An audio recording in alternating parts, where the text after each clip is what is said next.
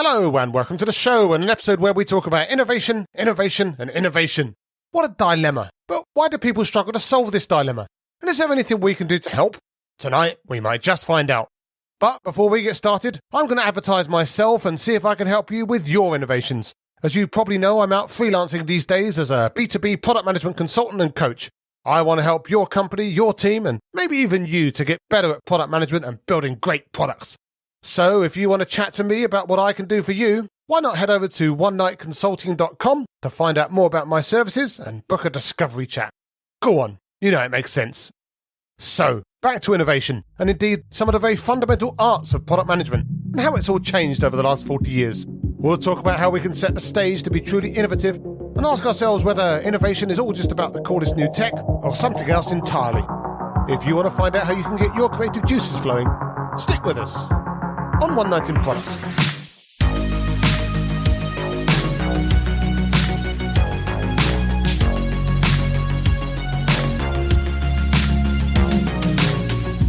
So my guest tonight is Greg Coticchia.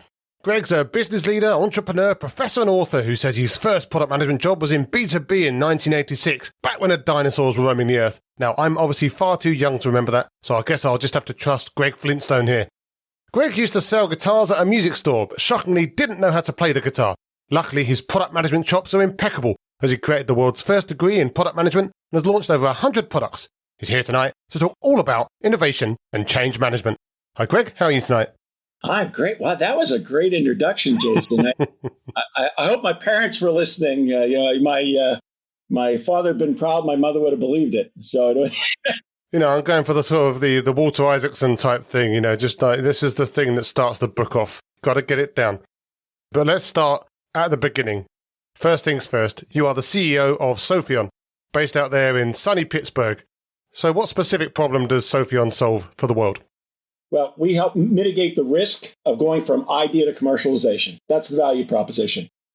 There's close to $3 trillion a year spent on innovation, on R&D.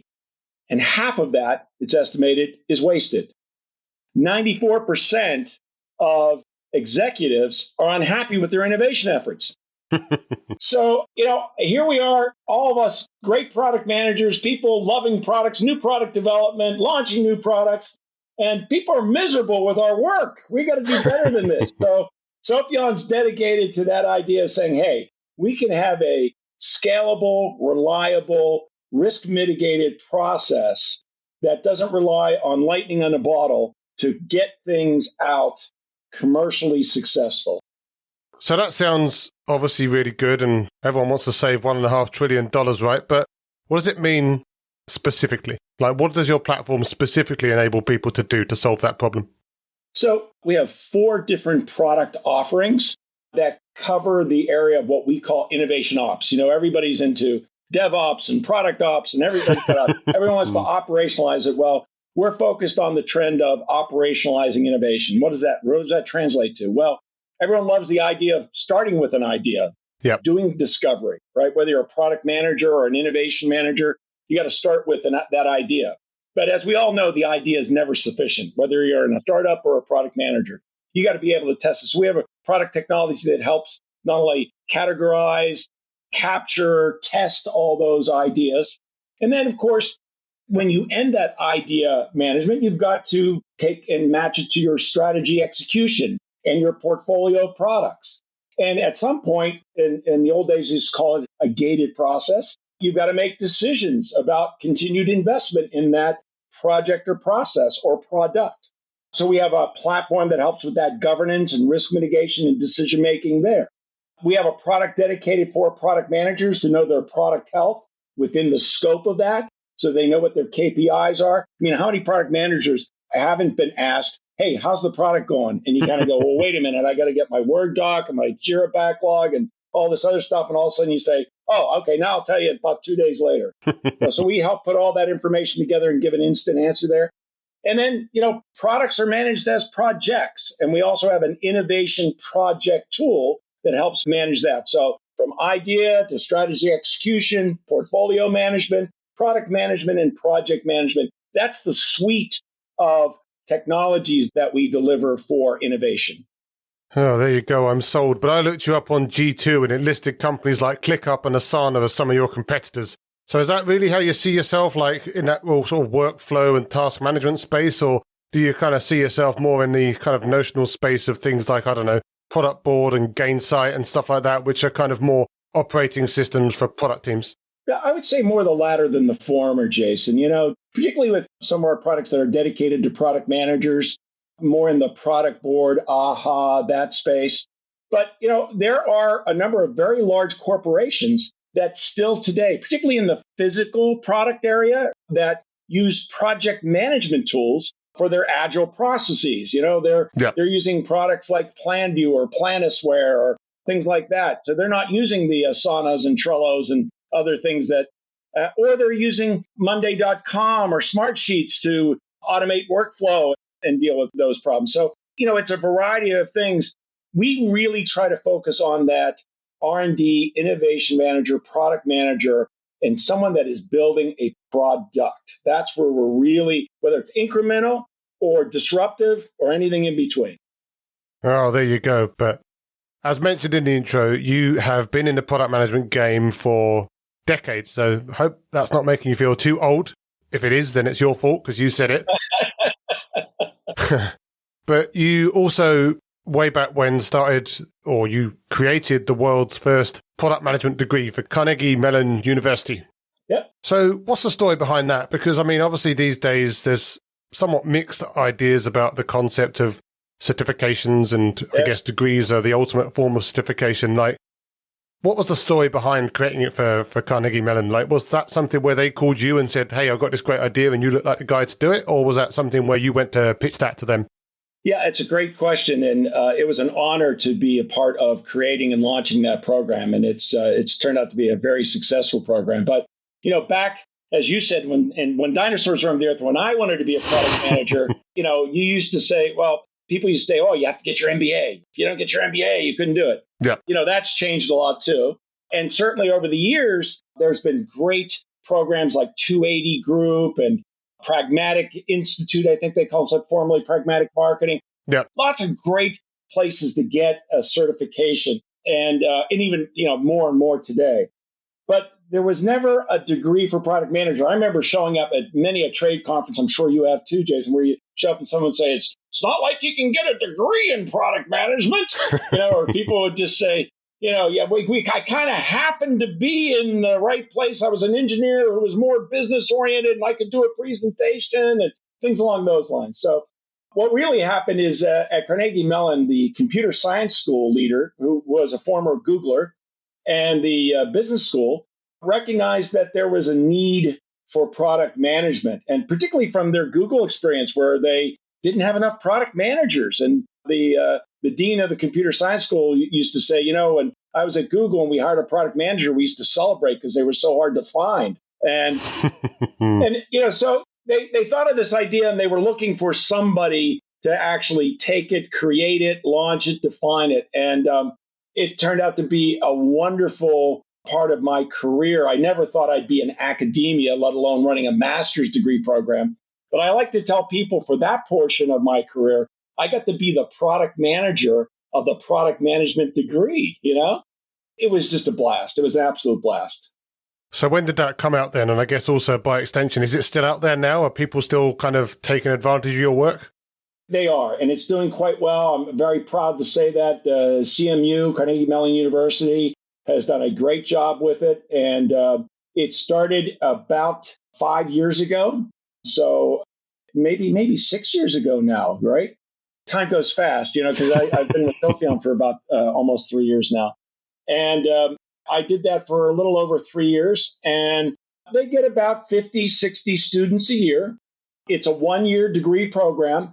It is a little biased to the CMU brand, CMU being a computer science technology school. They do look for the product manager who has an undergraduate in engineering or computer science or some kind of technology basis.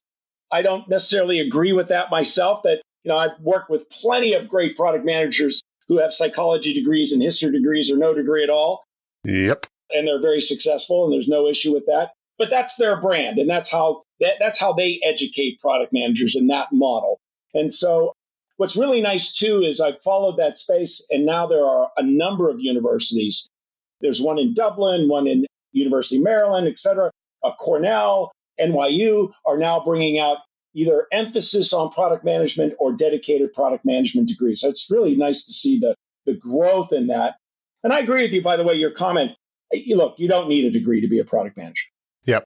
If you want to get a degree and that helps break into the field and it gives you some confidence or education or cachet, that's wonderful, right? Yep. And if you want to get a certification, same thing. I know people with multiple ones. Do you need one? No. Is it great? Yeah, I learned a lot doing them in my day. But, at the end of the day, it's the work. You got to do the work. Yeah, I guess that's the thing for me as well. Like, I completely agree. It's this whole idea that by itself, this isn't going to make you anything. And it's almost that kind of same argument around, well, hey, I did a driving test. I still learned a lot about driving after I learned to drive, if that makes sense. So once I got that bit of paper that said I was allowed to drive, then yes, I started learning how to drive properly after that. And again, for me, I'm always going to be in favor of learning. However, people need to learn. And again, degree courses, maybe I'm a bit biased against them because I've dropped out twice. So, it's my own little cross to bear there. But I think whatever you need to do to get ahead and to build your portfolio and to build your knowledge and the kind of the background that you can give yourself to be successful. But yeah, completely agree. You've got to do the work because otherwise it's just all a theoretical game, right? Yeah. And there's no substitute for getting in the game and getting bloody. You got to get beat up and just get your nose punched and experience the successes and the failures and the poor judgments and the good decisions and everything in between. That's how it gets done. 100%. But is that then how you learned to be a product manager back in the old days, back in black and white, before we got color TVs and stuff? Like, did you just learn through that School of Hard Knocks type approach, or did you have other ways that you upskilled yourself? Because obviously you didn't have a degree in product management available if you created the first one. No, and you're absolutely right. So I had a passion for it. I don't know what inspired me in those days, but I do know that I was an industrial engineer, as my dad called it, an imaginary engineer. And I went into sales, and my mother cried for about 6 months. And then I found myself saying, I love selling this stuff, and it's great to problem solve, but I find myself talking to the engineers all the time about, hey, what if we had this feature? What if we did this on the product? And of course, they'd be like, will you go off and just sell something? Isn't that your job? And then I realized that, if I like doing that, defining what the product is and how the product is messaged, well, that's a product manager, right? At least in other industries. And I thought, wow, what do I got to do? So I went and got my MBA. And that was good, just general business. But yeah, I started as a product manager, believe it or not, you ready for this? In a robotics and machine vision company in the mid 1980s. That must have been amazing. Let me tell you, robotics and machine vision are tough today in terms of technology. 40 years ago, it was really, really tough.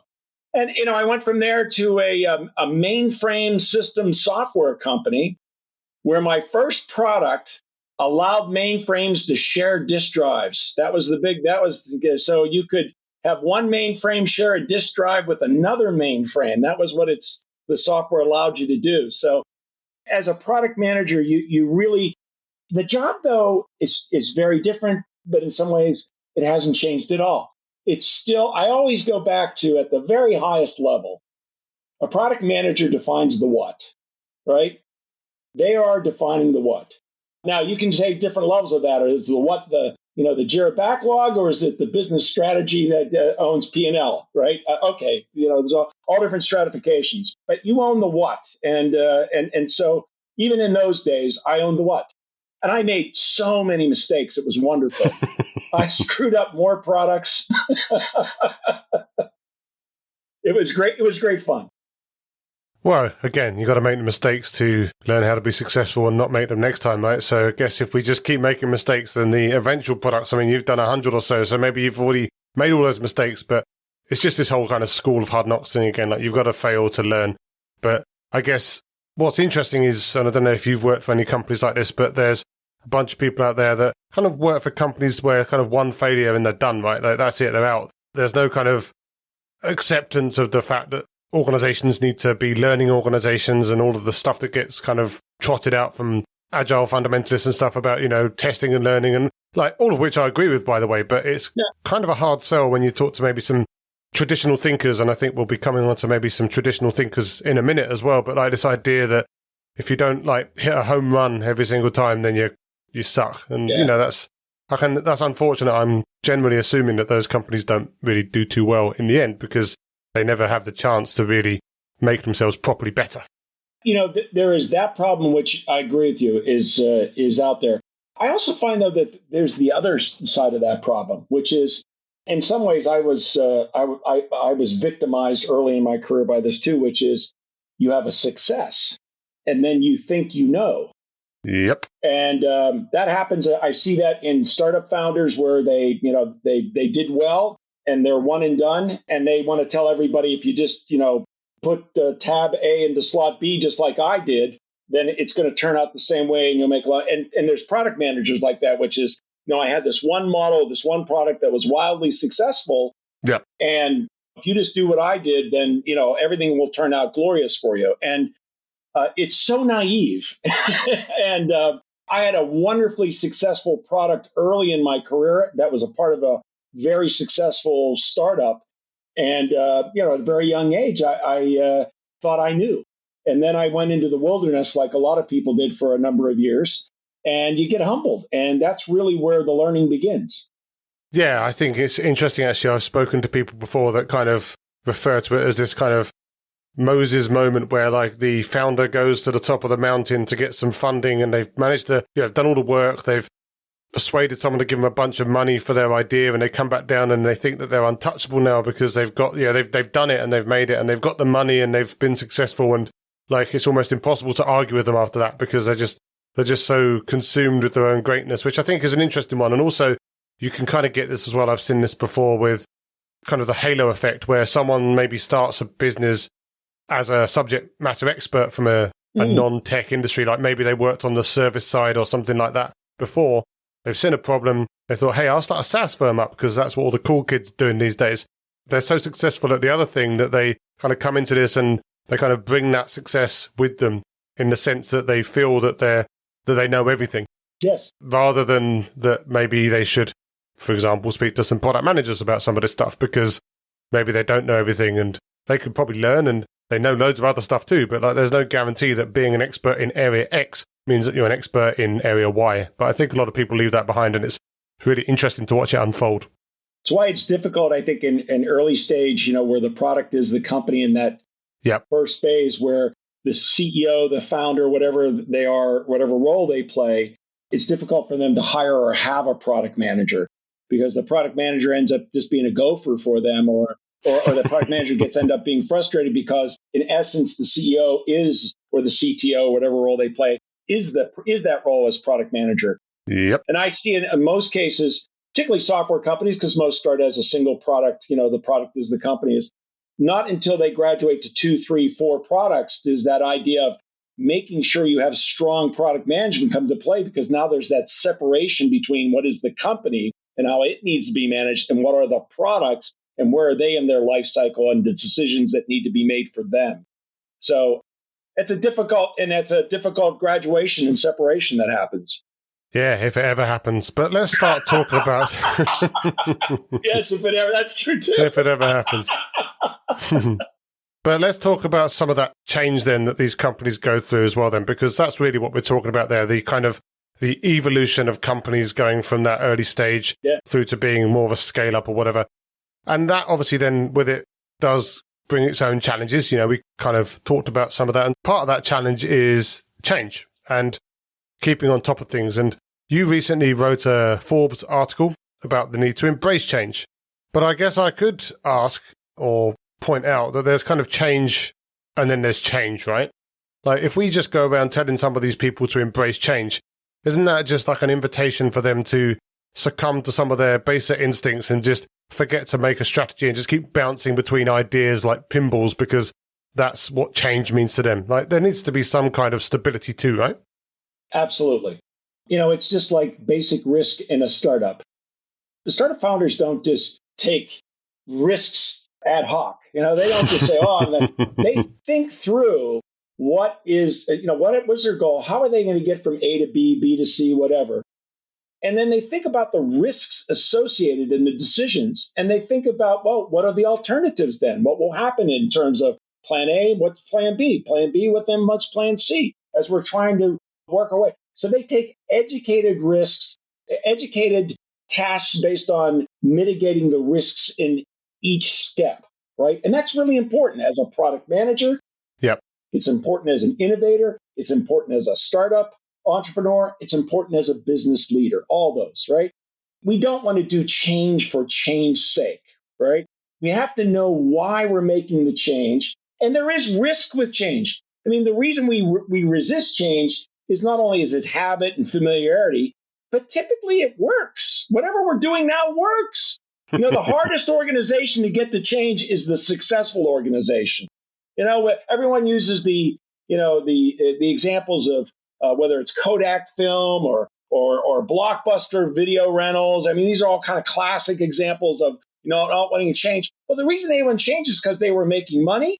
If people knew the processes, they knew how to do things, they knew how to turn the crank. You could go in and, oh, by the way, they were making money and doing very well. So why change? Help me understand why should I do something that right now looks very small and insignificant? Yeah, it may be coming, but I got time and we can react to that, et cetera. And what if it never comes about, right? So, there's a lot of reasonable resistance to change as well.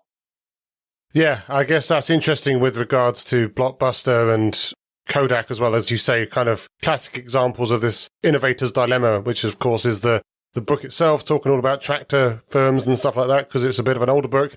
But it's kind of idea that actually companies that are very well run can still get outmaneuvered because the things that outmaneuver them are just so unpromising for a company of their size, and they're not actually technically doing anything wrong. But it does kind of beg the question, and something that from an innovation perspective, I guess we really need to dig into is like, how can we,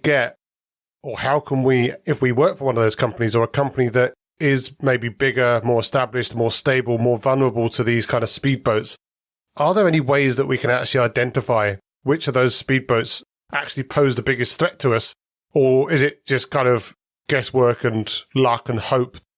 I believe there is. And I believe that what most companies do that are successful is they actually separate their existing organization from that new business model organization. It's not an easy thing to do, right? Because you end up with different cultures and different operating models. It's also the reason why large established companies buy early stage or smaller companies, because they take the risk, they prove out the model, they shake and bake it, and then they can acquire them versus doing it themselves with R&D. So their own R&D tends to be incremental versus disruptive, right? Yeah. So if you really feel strategically that you're threatened as a business model by something strategically happening in the marketplace, the only way to really handle that is to set up a separate division, business unit, organization off to the side, allow it to operate, and either learn from it and bring those practices back in, grow it, allow it to come back into the organization, or allow it to operate separately. And maybe in the future, it becomes the future of the business and the existing cash cow business gets sold off, right?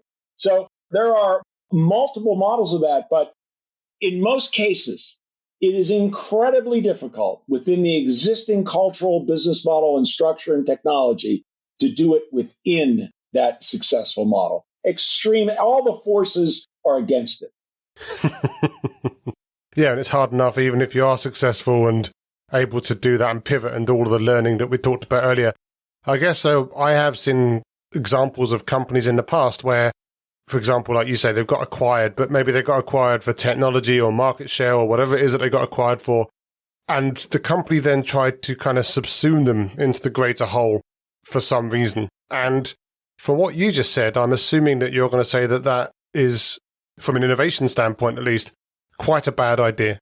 It is. I think it's difficult because I think that's why you see the failure of, the high rate of M&A failure is in part due to those different business models. They buy it for the assets, the business model, the culture and everything. And then they bring that in and they say, oh, no, we want all that good stuff, but we don't want any of the other stuff. Well, all that other stuff is what makes that work, right? And so it's a really difficult game to play. And then you have generational issues too, right? The way a business today that you're going to start a SaaS cloud enterprise software business is radically different than what you would have anticipated in 2000 or 2010 even. It's a different model, different technology, different equation to monetize it. So all the assumptions that you validated are different for those different businesses, and people are working within those assumptions. They're going to fight each other. Oh yeah, but you said before this, call that innovation is necessary to embrace change, which we kind of just talked about, and that innovation management and product management are merging. Yes, which sounds very exciting. But how are you specifically defining innovation management? I mean, I know what the words mean, but this starts to sound like a function or a team. I think you see this again in the separation. I know most people, myself included, I've spent my entire career in the software and technology business. And so we tend to look at things a little bit different than folks in the physical product business, whether they're the consumer packaged goods or the chemical business or other businesses. But, what you're seeing happening in the marketplace over the last 10, 15 years, as Andreessen predicted with software eating the world, is that software methodologies, Agile, like we talked about, Scrum, Safe, everything, are now made their way into the physical product world. The tools that we talked about earlier, all these wonderful software product management, and there isn't a company in the world that doesn't use Jira. And what was Jira made for? Jira was made for issue tracking for software developers, right? Yeah. But it's everywhere. I have customers, you were talking about to make tractors that are using Jira, right? So, and then there's the idea of what we talked about also earlier, Jason, which is product management itself. Product management as a profession has also made its way into non-traditional software digital areas. I used to work when I was at CMU with Home Depot, 400 and some product managers.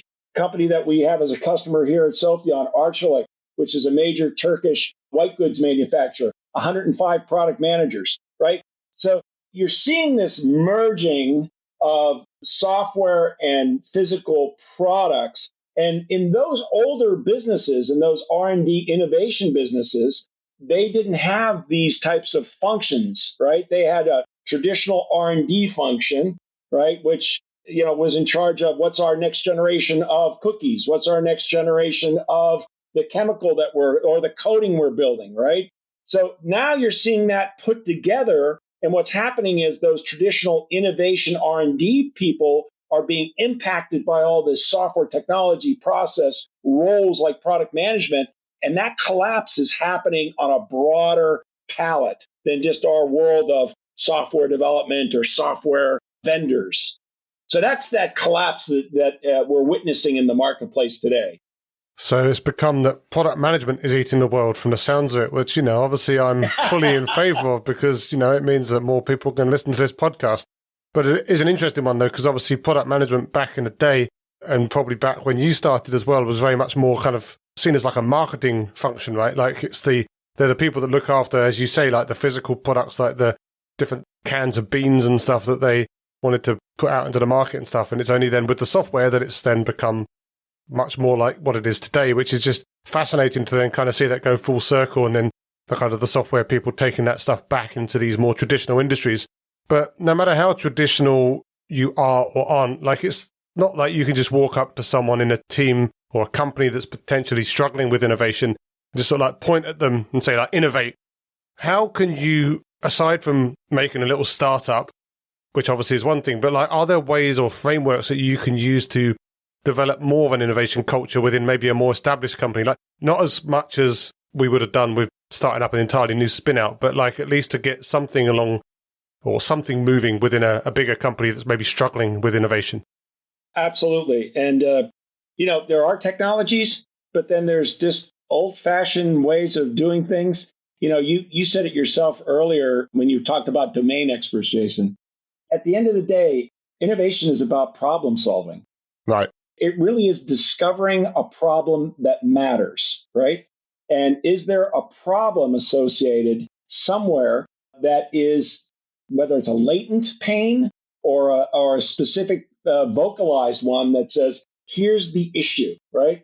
And the more time you spend in what people call discovery today, whether it's customer discovery, product discovery, whatever it is, the more time you spend understanding the as is situation. What does a customer do today? And this is where I love jobs to be done theory, because it goes right to that idea of, whether you call it jobs to be done or not, what is a day in the life of that customer? What do they do, right?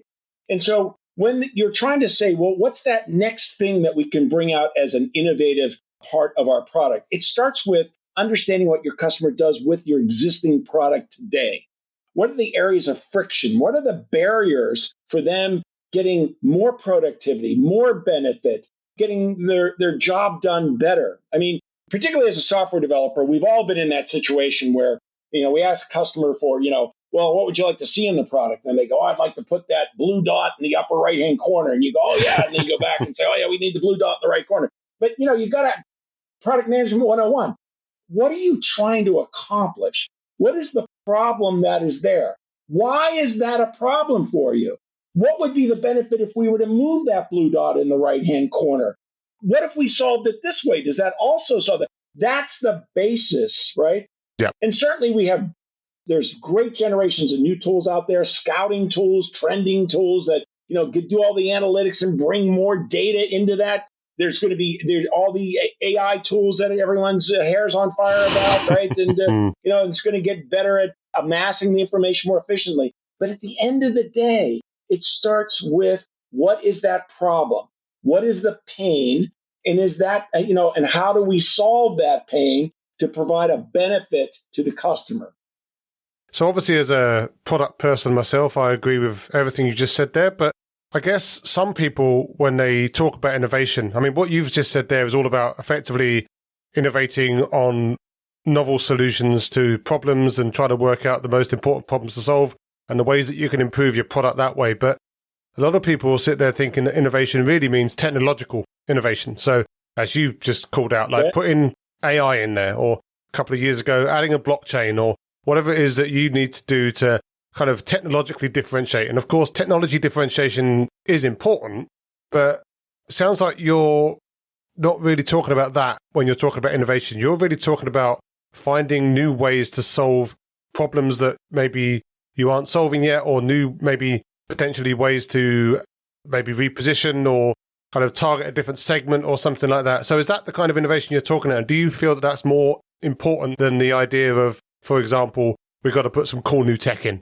Hey, look, I'm a product guy, so I do love, I do love the whiz bang, and I am a fool for technology and buzzwords. But I also realize that they stop far short of providing material value, and many times don't provide essential business value. They can be exciting and fun to talk about, but if it doesn't move the needle in terms of the business, so what?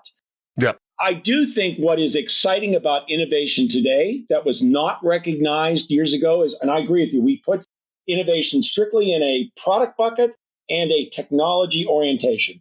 And I think what's exciting about innovation today is it doesn't have to be that. What's really great is we're seeing new business models all the time emerge, and that in itself is innovation. Yeah. We're seeing new pricing models emerge, and pricing innovation is innovation, right? Yeah. We're seeing all types of innovation in different parts.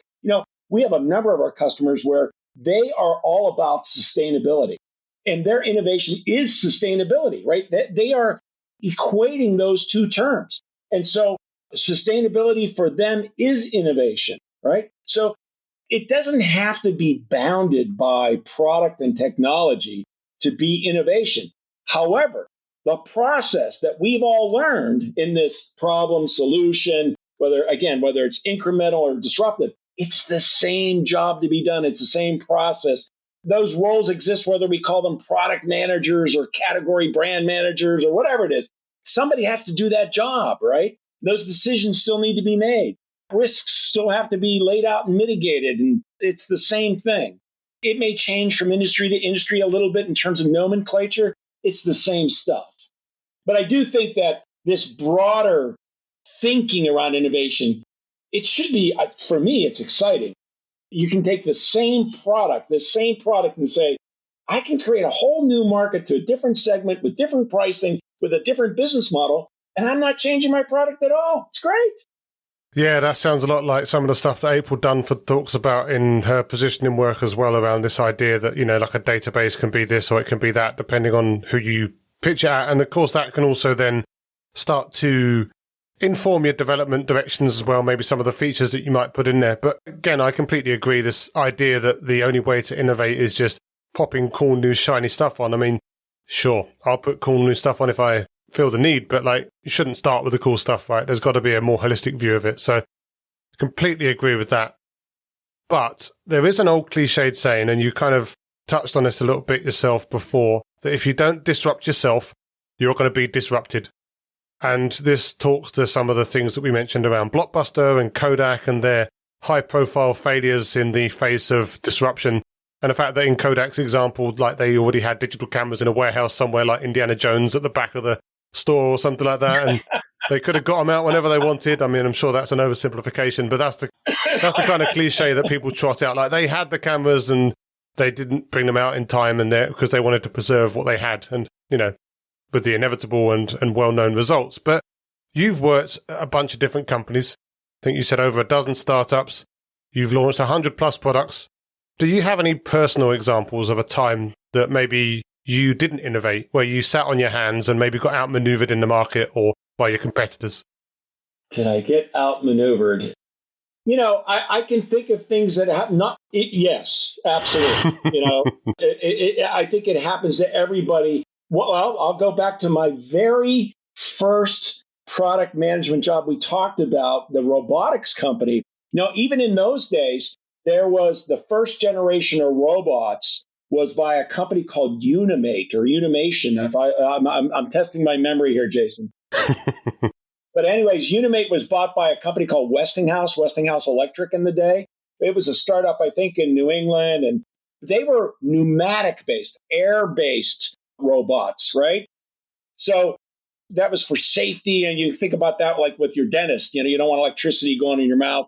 So they had the same kind of idea. Well, we want to have safety. The second generation was all gear-based. It was all mechanical driven, And I was in that generation at the company I was at. It was called American Robot. It was later renamed Simplex Technology. It was it was not only a robotics company, it was an AI company. Imagine that in 1986. And so it was really cool. But one of the things about gear-based technology is, as we know, gears fatigue. And so when you're doing windshield placement in your automobile at Ford, and you're on the 100,000th car and it has to go right in the windshield, sometimes it goes right beyond the windshield and into the seat, right? And so there was some service issues and you had a lot of services involved with these products to make sure that they could be tuned and the belts and everything like that. Well, what came along was the next generation, even while I was still there. So we had surpassed pneumatic onto gear, and then it was servo-based, right? So everything was servo-based. So you had pick and place accuracy, and then robots could be very distinct about where and you didn't have the fatigue and everything. And we had so much investment at American Robot in gear-based that it was very hard for us to transition into that next generation. And then we also went with the, kind of classic early stage entrepreneurs. We had every range, 6-axis. You could move it any way you wanted. It could, reach for the sky and jump over the moon. Well, what people really wanted was just like 2-axis. Yeah. It could go up and down and go this way. That was good enough. That solved the problem. So servo-based 2-axis was also cheaper. So it was cheaper, more reliable, and we missed it. We missed the whole thing. And so what did we do? The reason we changed the name of the company, by the way, was we got blown out of the robotics business by those server-based people, and we had to go into a services, AI, technology, computer-integrated manufacturing business because we lost. We got our hat handed to us. Well, that's a cautionary tale, and I think there's a lot of parallels there for other companies, like with even software companies, right? Like some of the things that you've said there, I can think of, like with regards to getting stuff out quicker, solving the right problems, making sure that you're not over-egging the cake, all of these things where I think you could argue quite a lot of companies are still making those mistakes in software products to this day. So hopefully people listening to this will be maybe slightly encouraged to move a little bit more towards not trying to throw the kitchen sink into the solution and making sure that they got a tight solution and getting it out there as quickly as possible so people can start reaping the benefit and hopefully then, moving forward with confidence. But speaking of moving forward with confidence, where can people find you after this if they want to talk about Sopheon or find out more about innovation management or see if you've learned how to play the guitar yet? I've not learned how to play guitar. I really appreciate that factoid, by the way. So you can find me on LinkedIn, and you can just search under Greg, and last name is Coticchia. If you want to go to Sopheon, that's Sopheon.com, Sopheon.com. You can find me there, and you can connect with me through LinkedIn on the About page from Sopheon as well. And certainly, I would love to connect with people. Happy to always connect and talk about products and product management and innovation. Well, there you go. That sounds like a fair offer. So I'll make sure to link that all into the show notes, spellings and all. Hopefully get a few people heading in your direction. Thank you. Well, that's been a great chat. So obviously really glad you could spend some time to talk about some innovative ideas. Obviously, you and I will stay in touch. But as for now, thanks for taking the time. Jason, thank you so much. I really appreciate it. As always, thanks for listening. I hope you found the episode inspiring and insightful. If you did, again, I can only encourage you to pop over to onenightinproduct.com, check out some of my other fantastic guests, sign up to the mailing list or subscribe on your favourite podcast app, and make sure you share with your friends so you and they can never miss another episode again. I'll be back soon with another inspiring guest, but as for now, thanks and good night.